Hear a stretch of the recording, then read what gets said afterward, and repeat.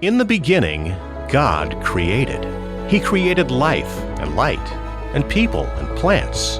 And among that, God created trees that bore fruit and life. But the beautiful became broken, and a tree caused a curse that allowed pain and sorrow.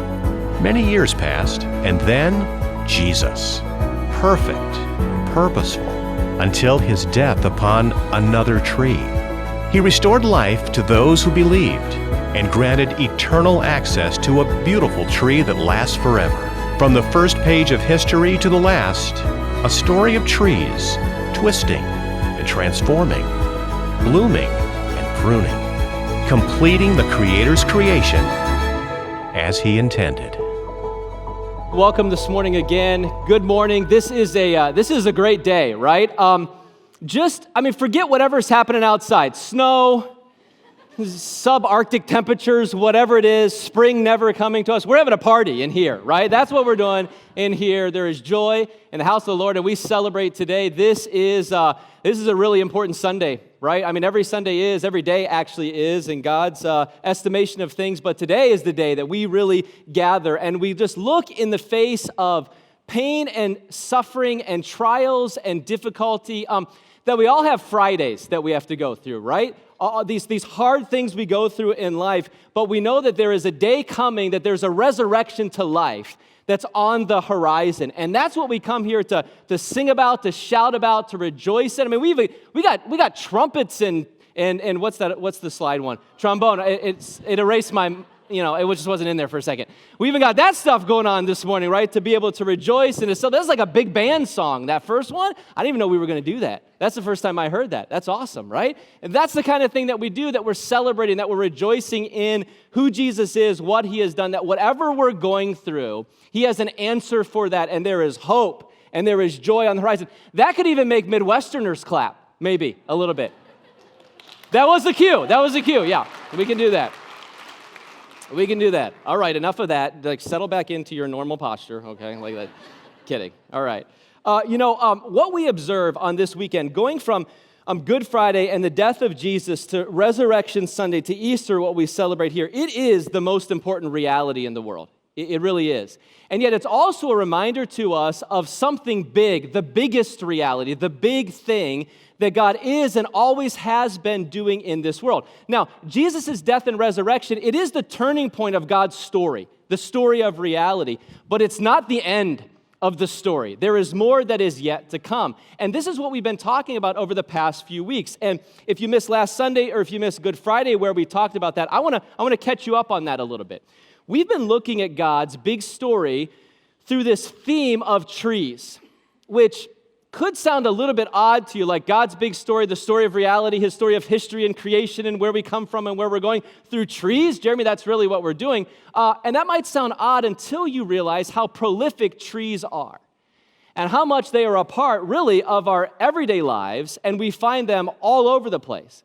I mean, it is trees that we enjoy their beauty. We enjoy their shade.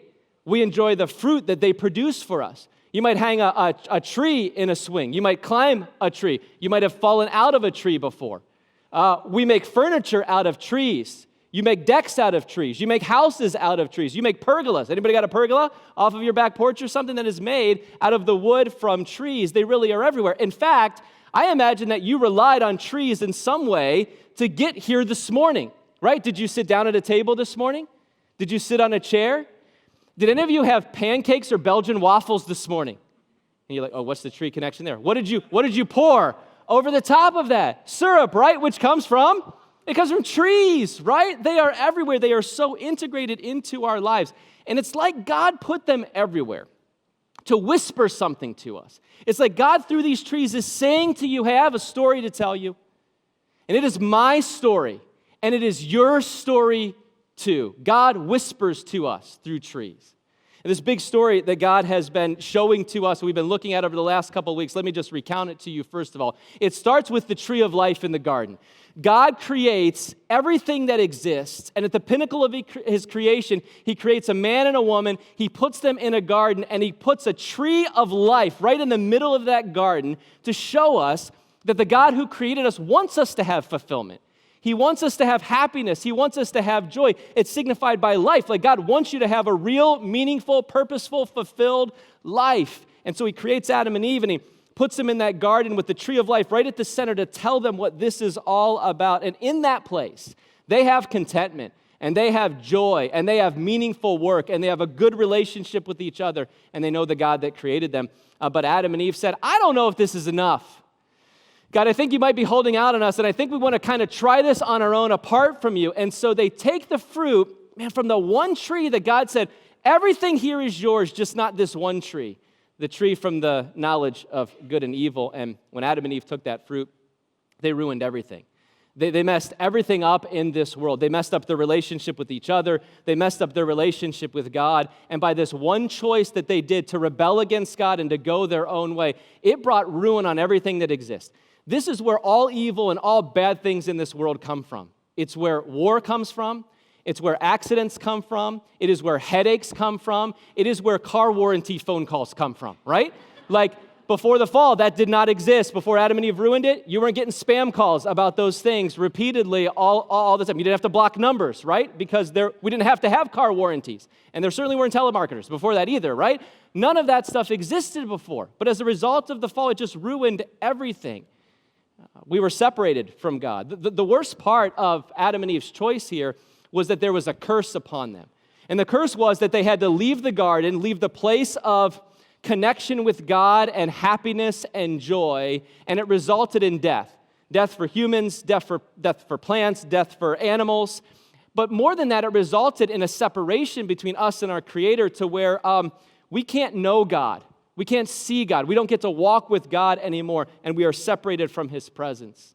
Well, God looks down on us in this situation, and He says, I'm not going to leave them in that state. I'm not going to leave them with all that death and sorrow and destruction and separation from me.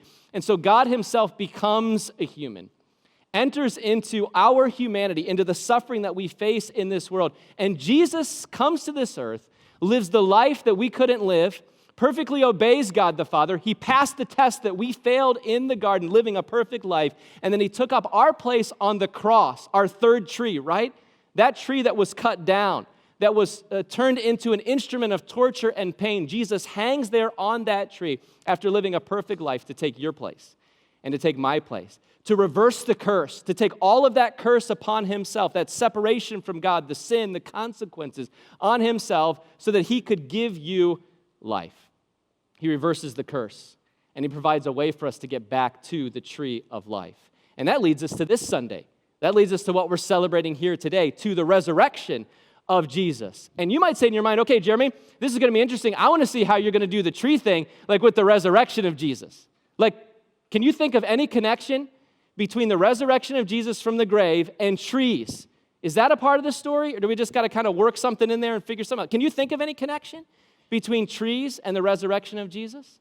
I'm going to show it to you. If you got a Bible, take it and turn to 1 Corinthians chapter 15. Now, you can do this on your device, or I always like to give you the page number because I'd love for you to see this for yourself. There's Bibles in front of you and the chairs in front of you. Page 933. Here's the deal.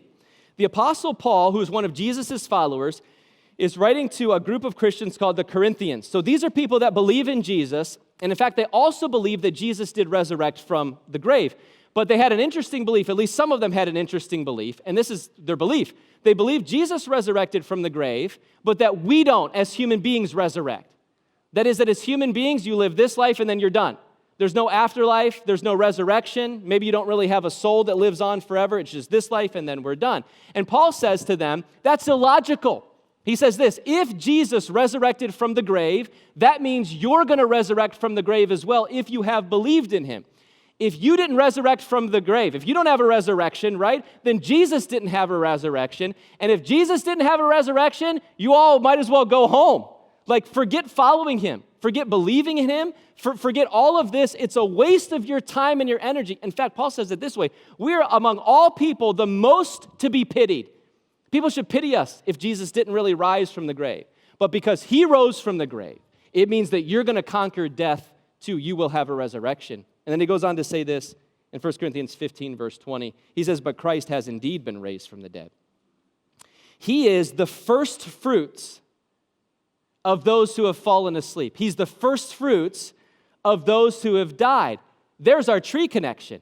Jesus' resurrection, Paul says, is the first fruits. Where does fruit come from? It comes from a tree, right? That's our tree connection. Jesus' resurrection is the first fruits. But what in the world does that mean, that Jesus' resurrection is the first fruits? It means a couple of things. The first thing Jesus' resurrection as the first fruits means is that Jesus is the means through which we resurrect. Look at how the verses go on in verse 21. It says, "For since death came through a man, when Adam sinned and he took that fruit, pain, suffering, troubles, all that stuff came from Adam's one decision. And so since through one man came death, the resurrection of the dead also comes through another man, the second Adam, Jesus Christ. For as in Adam everybody dies, so in Jesus Christ everyone who believes in him, they will be made alive." In other words, Adam's one choice to use his life to take that fruit from the tree, that resulted in death for everybody. And in like manner, there's a man that came to this earth that actually died so that we might have life. Jesus reverses what Adam did. And so Jesus is the means through which you and I and everyone that believes in him can have what he had. You can have his resurrected life. So Jesus is the means through which you and I can resurrect. But the second thing first fruits means is that Jesus' resurrection was a sign. It was a sign that many more would follow. It was a sign of what was to come. Look at verse 23. "But each in his turn, Jesus Christ, the first fruits, the first one, then when he comes back to this earth, all of those who belong to him." Jesus' resurrection is like the first fruits of something huge that God was going to do. Jesus' resurrection made it possible for you to resurrect, and it was a sign that many more would follow. You might think of it a little bit like this. Michelle and I, in the summertime, we do a garden, and we are not avid gardeners. We are very amateur gardeners. In fact, most of what we plant doesn't really live, but we keep trying. There is one thing that we can grow, and it is this. I got a picture for you. This is one thing that we are able to grow. It's cherry tomatoes, right? We even try the big boy tomatoes and stuff, and usually it's a fail. Roma tomatoes fail. We get a little bit, but not much. But these we can grow. And so here's what's going to happen. I think it's going to happen this year. I'm not 100% sure. I think in a couple of weeks we're going to be able to plant the garden, right, if we ever actually get a springtime.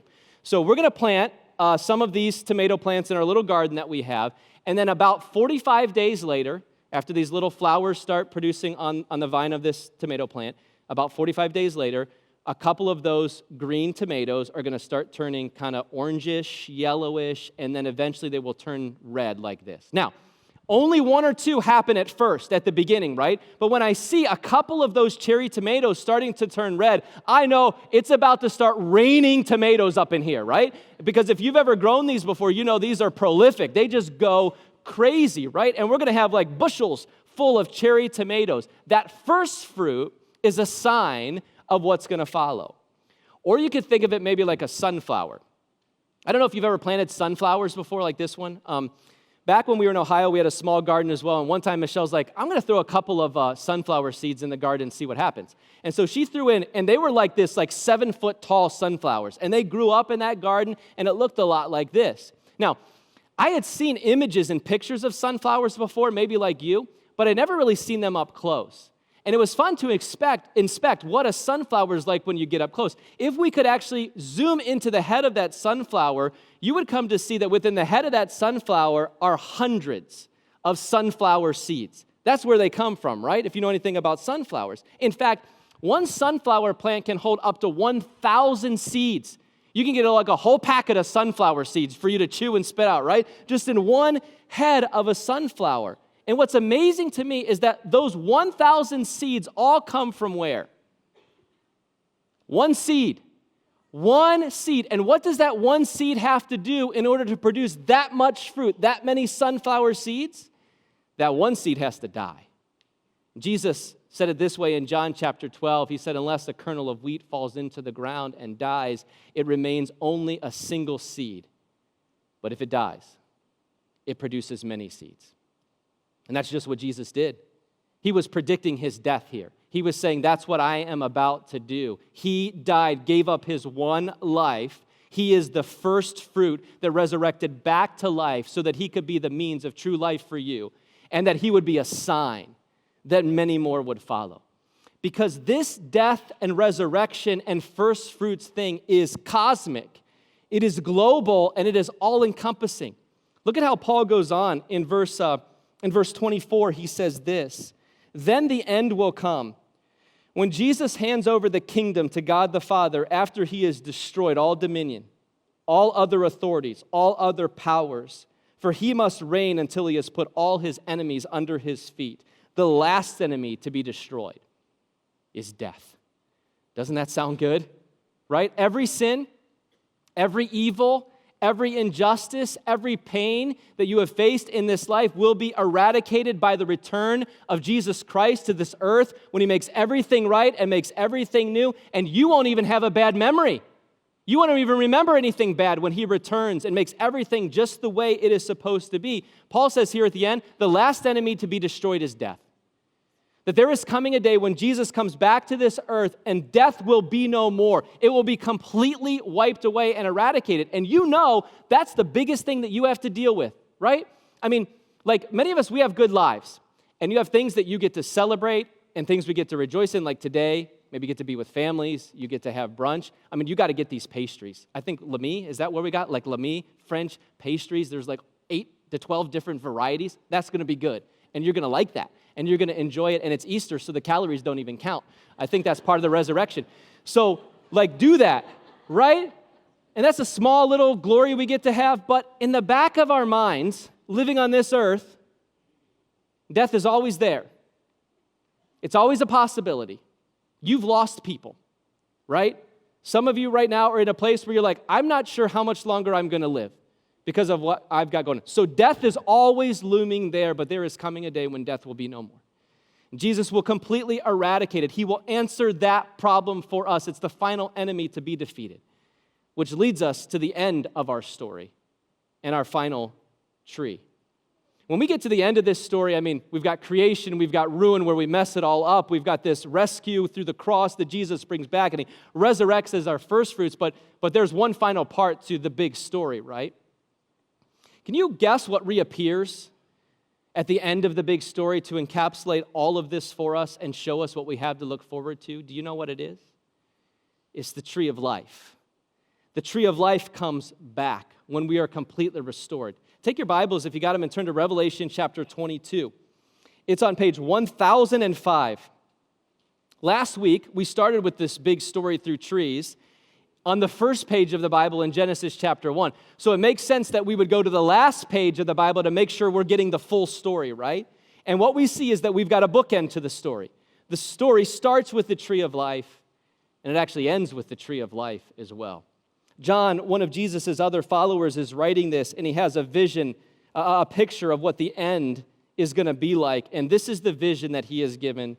Revelation 22 and verse 1, it says this, "Then the angel showed me the river of the water of life, as clear as crystal, flowing from the throne of God and of the Lamb, down the middle of the great street of the city. On each side of the river stood the tree of life, bearing 12 crops of fruit, yielding its fruit every month. And the leaves of the tree are for the healing of the nations. No longer will there be any curse. The throne of God and of the Lamb will be in the city, and his servants will serve him. They will see his face, and his name will be on their foreheads. There will be no more night. They will not need the light of a lamp or the light of the sun, for the Lord God will give them light, and they will reign forever and ever." This is the story of our future.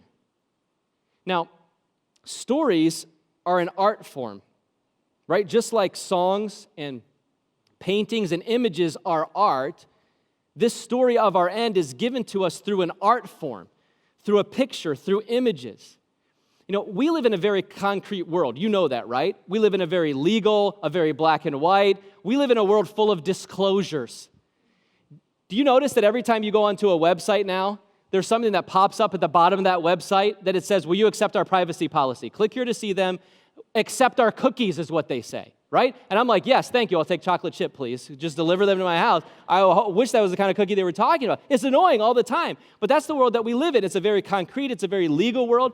If you try to buy a car and you have to have a lease, or you're going to take out a loan for that car when you go to buy a new house or refinance your house, you get a stack of disclosures and papers that are legalese that you have to sign like your life away multiple times, right? Because that's the kind of world that we live in. And yet I wonder if living in that world, we miss out a little bit on what story is trying to tell us, what images are trying to show us.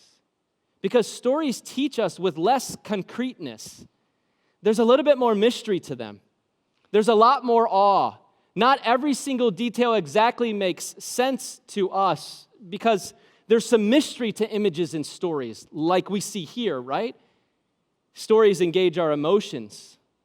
They access other parts of us that a legal document doesn't have to do. And so I think stories and images actually engage more of us, not less of us. Some of the images here reading about heaven, they may be familiar to you. We've seen some of this before, right?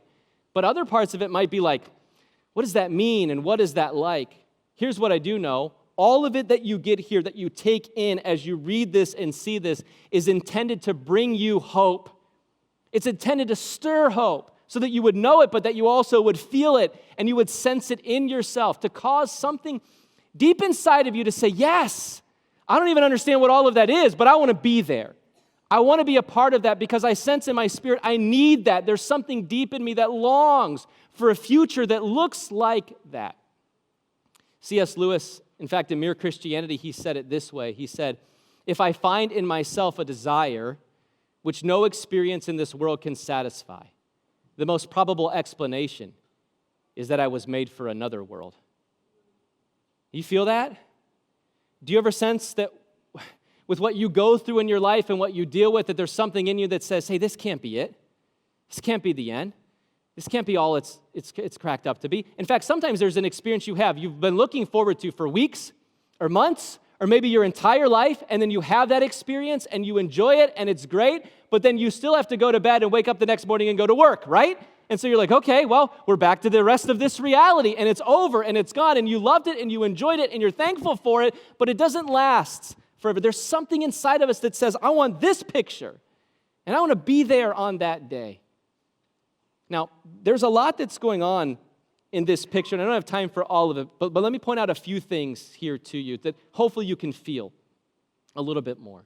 First, when reading this description of the end of the story of heaven, you get a little sense of deja vu, right? You get a little sense of like, I've seen this before. Where did we see this before? And I already kind of told you where we saw this before, but this was a part of God's original creation in Genesis chapter 1. In fact, if you've got a Bible and your Bible has titles over the different paragraphs, if you look at the title over your paragraph, it may say something like, Eden restored, the Garden of Eden restored and brought back. Because what do we see in this picture? We see a river like we saw in the garden. We see the tree of life like we saw in the garden. And we see the very presence of God who created us right there. But this place, Eden restored, heaven, it's actually even better because there is no tree of the knowledge of good and evil there. There is no temptation there. There is no struggle. There is no pain.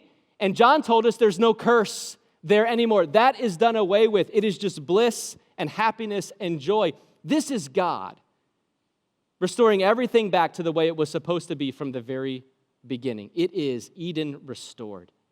Because you notice again that the tree of life is there. Look at that again in verse 2. It says, on each side of this river, so you've got the throne of God, and from the throne of God in his presence, a river flows from that throne, and there is a street that goes down alongside of the river, and on either side of the river is the tree of life that is standing there, and it bears 12 crops of fruit. It yields its fruit every month. I love this tree of life. This tree of life speaks, first of all, to abundance, that heaven will be abundance. It bears fruit all year round. Now, we don't know what that's like in the Midwest, right? Because things freeze around here, and there is a fruit-bearing season. That's only part of the year. But when you get to heaven, there is the tree of life that is there, and it bears fruit all year round. It is an all-you-can-eat tree, right? So it's like going to Pizza Ranch, right? You just salad bar, then you do the soup, then you go up for the fried chicken and the potato wedges, and then you get some pizza, and then the dessert pizza, right? If you're like me, I hope they have blueberry dessert pizza out there. The apple's good too. You the yogurt or the whatever, you put that on top of there, and then you're like, I need some more, right? And you just go back. Now, that might be a horrible comparison of comparing heaven to Pizza Ranch, you know? But it's better than Old Country Buffet, I think. So, a little better than Cece's, I think, There's abundance in heaven. But secondly, it also speaks to variety, right? It yields a different fruit every single month. This means, look, heaven is going to be rich, and it is going to be diverse, and it will never be boring. I know some of you are scared about that, especially the younger you are. You're like, when I was growing up, it's like, is heaven really, are we just going to bow down and sing songs for thousands and thousands and thousands of years? And yes, you are going to do that for sure, because Jesus is worthy of that, because he's the king. But that's not all you're going to do in heaven. This tree of life that produces a different crop every month, it speaks to us of the variety, of the vastness of heaven, how diverse and rich it will be. A different fruit each month. And what will those fruits be? What do you think they will be? We've got oranges up here on this tree. Maybe that'll be a month. I wonder if one of the months will be strawberries. And you know why I'm hoping that one of the months is strawberries on that tree? Because our experience with strawberries, I think, in this life is kind of like this. You go and you buy that, what is that, a quart of, or a pint, I don't know what it is, of strawberries in the clear container, and you're like, yeah, we're going to have strawberries. This is going to be really good. And then you get your strawberries home, and when you start cutting them up and getting them ready, you got to cut the tops off, and then you got to cut the white part off the bottom, and then you get a number in there that got white halfway through, and you got to cut that off. And by the time you kind of cut them all up and you get the good strawberries, get the fuzz off of there too, because there's fuzz down in the bottom, you get that, you're like, I have three strawberries left from this thing that I just paid $6 for, right? And they're not even that good. I don't think I've ever had a great strawberry in my entire life. Can you imagine heaven in the tree of life and just going up to that tree and you're just like, yeah, bring me all the most lush, beautiful, perfect strawberries, right? That's what that's going to be. But I don't know and I just wonder if this tree of life isn't just fruit the way that we think of fruit, but I wonder if other things are going to come off of this tree, right? This is picturesque language. So I'm kind of hoping for a Texas Roadhouse rolls month, right?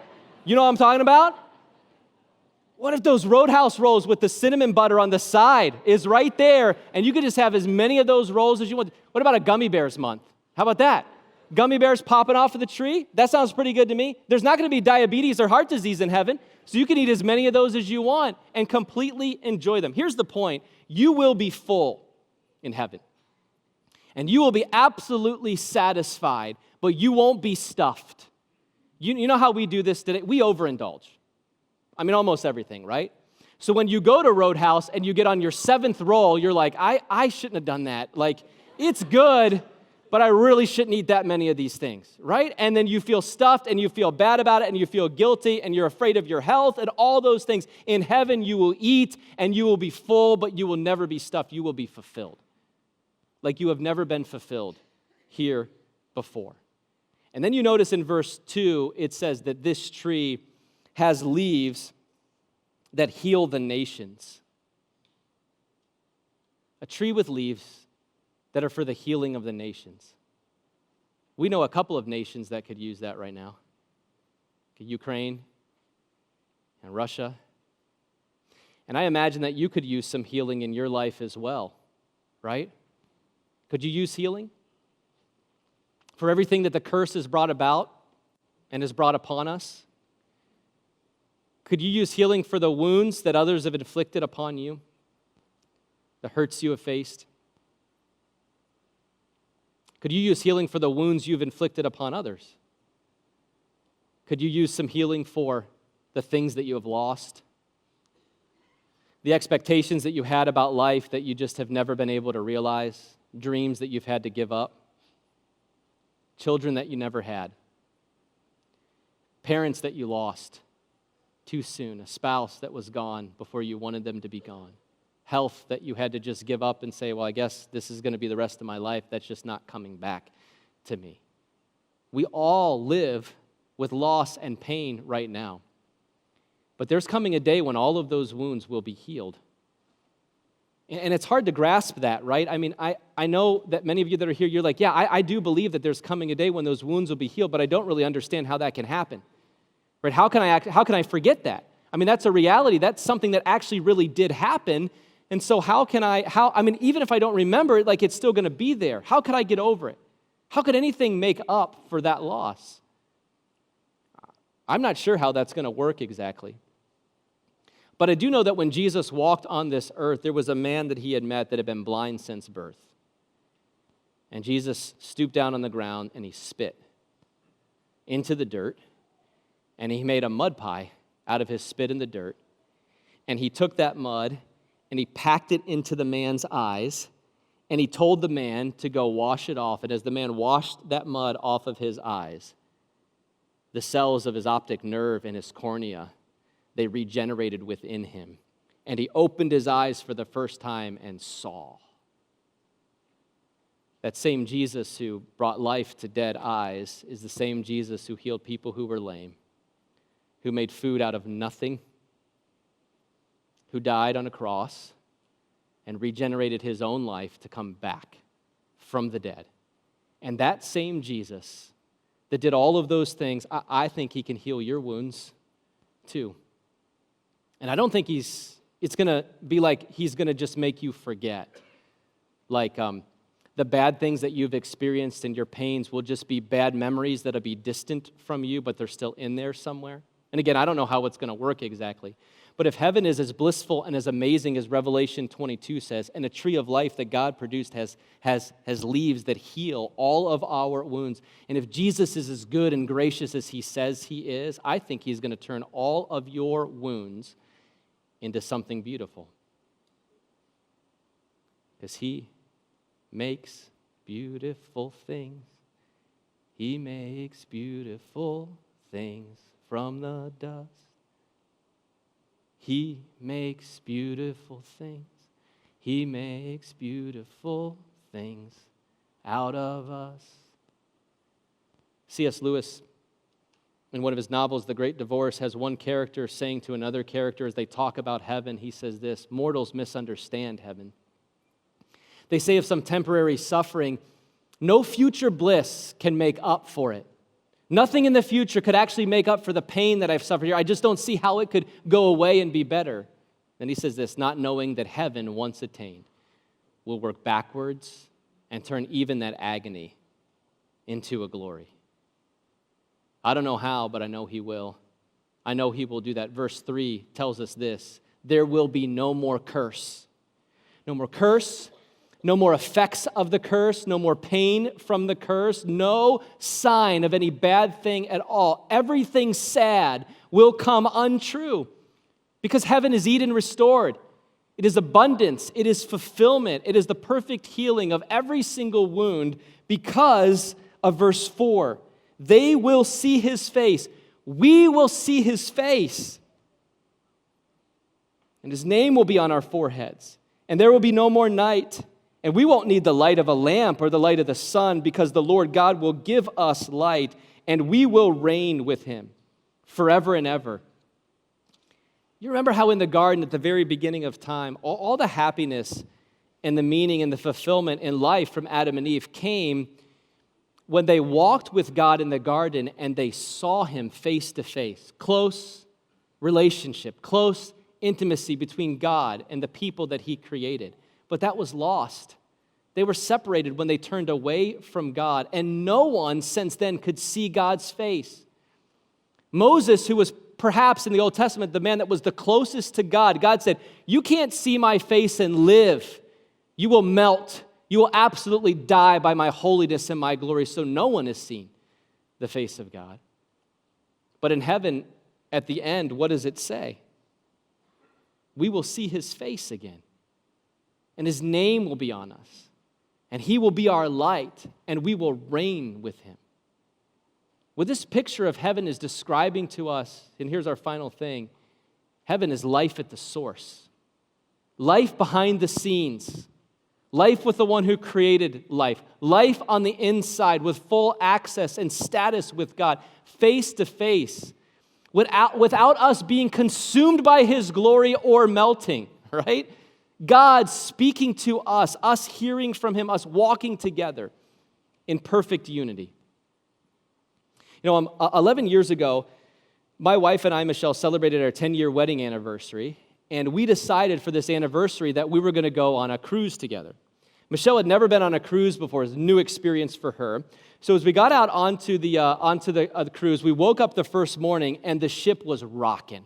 I mean, it was moving. It was hard for you to walk without like being near a wall. It was that bad.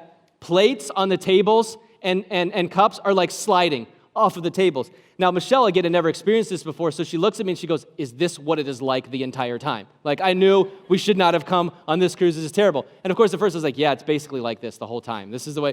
I said, no, like, it's going to calm down. It'll be better. And it was. The cruise got a lot better until the final day of the cruise, when after sleeping on a terrible bed for 5 nights, my back went out, and I couldn't walk, and I could barely stand up. And so to leave the cruise, I was in a wheelchair, being pushed in a wheelchair by my 20-week pregnant wife. See, to go on a cruise, you can't be more than 20 weeks pregnant, and Michelle was right at the 20-week mark, right? And so we just barely slid into the cruise. And so here she is with her belly pushing me off of the cruise ship. You should have seen the looks I got from people. I mean, there are people looking at me, and I just know they were like, "Oh, poor guy, poor husband. Oh, would you stub your big toe or something like that, buddy, making your pregnant wife push you off of the cruise ship on a wheelchair?" Not one of my finest moments. Not one of the greatest moments. But something else happened on this trip. You see, at the time we went on it, our daughters were pretty young, and we had never left them alone for an extended time like this before. And so we were a little bit nervous about that. And as we went on the cruise and days passed, we were like missing them. We're like, I want to see them. We want to connect with them. We want to make sure they're okay. We're on a cruise, so at that time, we didn't have Wi-Fi. We didn't have any way to call them or connect with them. We didn't have an international calling plan or anything like that. But one day we had an excursion off on one of the islands that were there, and we ended up in a restaurant that had Wi-Fi. And I did have my phone with me. So I said, "Hey, honey, I think let's try to call the girls. Let's FaceTime them." Now, FaceTime was fairly new 10 years ago. People were just starting to learn what this is and how you can do this. But we got a signal, and we called them, and we were able to see them for a couple of minutes. And it was wonderful. It was amazing to see that they were doing well. You know, Daddy wasn't hobbling around and in a wheelchair at the time, so it was good to connect with them and see they were doing well. They could see us, and we just connected for a few moments, which was great. And in that moment, we were so thankful for technology. It gave us a little bit of a connection with them. But as great as that was, the connection was limited. It was a little spotty. It was a little choppy. You could see them, but you couldn't fully be with them, right? It's a lot different hugging through FaceTime or holding somebody through a video screen. You can't really do that.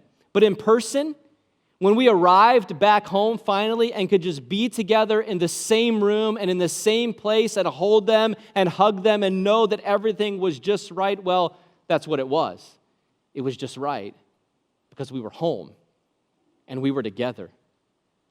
You know that this is what it's like for us in our relationship with God right now? If you've trusted in Jesus as your Savior, you have a relationship with God. God has begun to reverse the curse through Jesus' death on the cross, and you have a connection with Him. You're able to hear from Him. He's given us this word to tell us what life is all about. He gives us a relationship with Him. We can pray to Him. We can have His guidance in our lives, but we're FaceTiming. It's through video. There's still some separation that is there, but there is coming a day when we will be with Him in the same room, in the same place, and we will see Him face to face, and we will walk with Him, and everything will be made right, and everything will be made new, and you will be home. And it will be just as it was supposed to be from the very beginning. No FaceTime, no Zoom, no text, no mediator. Just you right here, face to face with God. And you will feel His love, and you will feel His favor, and you will feel His blessing upon your life, and you'll be filled with joy. That's heaven. Can I just tell you what this does for me personally? I mean, this big story, this whole thing that God has been doing, what we've been seeing through this short study and looking at God's story through trees, what it does for me is it just anchors me in my life. It anchors me. What I mean is it gives me something to believe in, to hold to hope in. You know, these last couple of years have been very difficult for a lot of people. And they've been difficult for me. And I'm guessing they've been difficult in various ways for you. And I feel like we're still trying to figure out what happened and what this means and what the rest of this life here looks like moving forward. Sometimes the emotions that I felt and the things that I'm thinking, I'm like, what am I thinking? What am I feeling? I don't want to feel that way. Trying to sort those things out. And so in the midst of all of this, there is one anchor that I have. It's believing and holding to this big story. Because more than any other story, it is this story that tells me where I've come from. It tells me why I am here. It tells me where beauty comes from. It tells me why my 5 daughters are absolutely radiant and beautiful. It tells me where the love of my wife comes from. It tells me why I like music and songs, even if I can't sing very well. It tells me where all of those wonderful, celebratory, joyful things in life come from, the source that it comes from. And it tells me why there's pain. It tells me why there's struggle and suffering. It tells me why I've lost things, why I've been hurt. And in the midst of all of the pains that I have faced, and I imagine the ones that you have faced, it also tells me why all of that pain and suffering isn't meaningless. Because if God was willing to come down into our suffering, to suffer with us, to suffer alongside of us, and then to suffer for us, it means he has a reason for that pain, and he's going to take all of those pains and turn them into a glory. He will turn them into something beautiful. I know that I can't fully understand that. I can't put all of it together. Like I said, it's a picture. It's an image that God gives to us here at the end of the story. But here's what I can do. I can see a throne. And I can see a river coming from that throne. And I can see a tree of life. And I can see Jesus. And the Jesus that I see is not a Jesus with a disappointed, disapproving look on his face, but a Jesus with eyes of love and arms wide open, welcoming us into eternal bliss and joy as we see him face to face and walk with him for all of eternity. Look, friend, this is the hope that Jesus wants you to live in today. This is the thing that he wants to anchor your soul, to rest in him, to trust in him, to believe his story, and to live in that great hope. Believe that Jesus came to this earth, that he died, that he resurrected for you, and he has an eternity waiting for you that will be beyond what you can even dream.